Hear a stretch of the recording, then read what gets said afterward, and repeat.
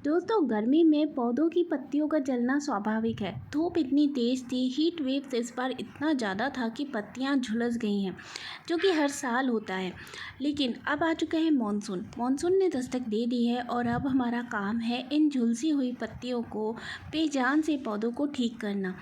अगर हमने अभी ये स्टेप नहीं लिया, पुरानी पत्तियों को, सड़ी हुई पत्तियों को, जली हुई पत्तियों को नहीं हटाया, तो मानसून में क्या होगा कि इन्हीं पत्तियों पे पानी गिरने की वजह से फंगस लगेगा और जो हमारे पौधे बचे हुए हैं यानी कि जड़ों से हेल्दी हैं, वो देखते ही देखते मर जाएंगे।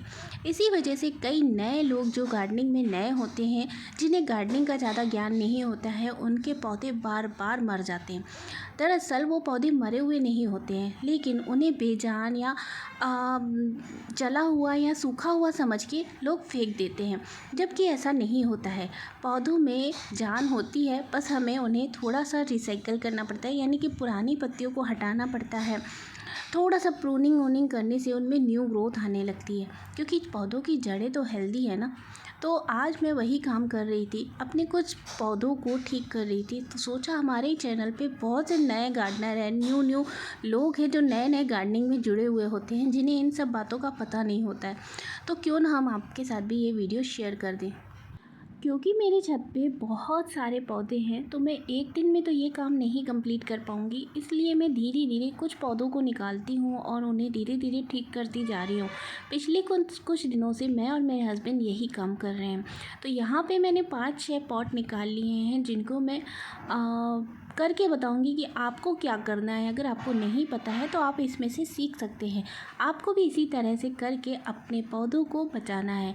तो यहाँ पे मैंने 5-6 पॉट ले लिए हैं और मैं आपको दिखाऊंगी कि ये सारे पौधे बिल्कुल ठीक हैं, बस हमें इनको थोड़ा ठीक करना है, यानी कि इनकी जो पत्तियां हैं इन्हें हटाएंगे। और देखिए, अभी देखने में ये पौधे बिल्कुल अच्छे नहीं लग रहे हैं। जब इनमें से हम ये सड़ी सड़ी पत्तियां हटाएंगे, जो ग्रोथ नहीं करेंगी अभी, अगर हम इनको ऐसे ही रहने देंगे तो क्या होगा, मैं पहले भी बोल चुकी हूँ कि बारिश होगी और बारिश में फिर इनमें फंगस लगेगा और फिर ये जो पौधा जड़ से हेल्दी है वो मर जाएगा। तो ये काम करना बहुत ज़रूरी होता है इस टाइम पे। ये जो पौधा मैं अभी ठीक कर रही हूँ, ये फर्न का प्लांट है। ये ह्यूमिडिटी को पसंद करता है, इसलिए गर्मी में ये ख़राब हो जाता है। लेकिन जैसे ही हम इसकी प्रूनिंग कर देंगे, जो कि मैं अभी कर रही हूँ, और इसकी जड़ों में से कुछ पत्तियाँ ये जो है हटा देंगे, तो देखते ही देखते ये पौधा बरसात में इतना घना हो जाएगा कि पहचान में ही नहीं आएगा कि ये वही सड़ा हुआ पौधा है।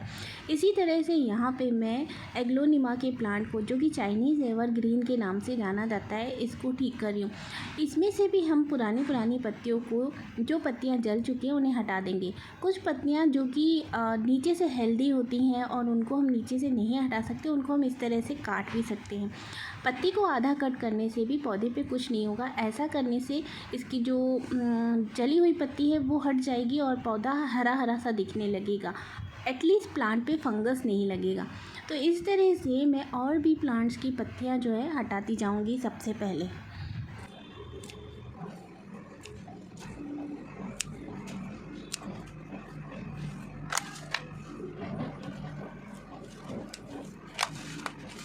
सूखी हुई पत्तियों को हटाने के बाद हमें पॉट में से जो एक्स्ट्रा पौधे होते हैं, जैसे कि घास वगैरह अगर निकल आई है, उन्हें हटाना है और इस तरह से मिट्टी की गुड़ाई करनी है, जैसे कि आप देख रहे हो, जैसे कि मैं कर रही हूँ।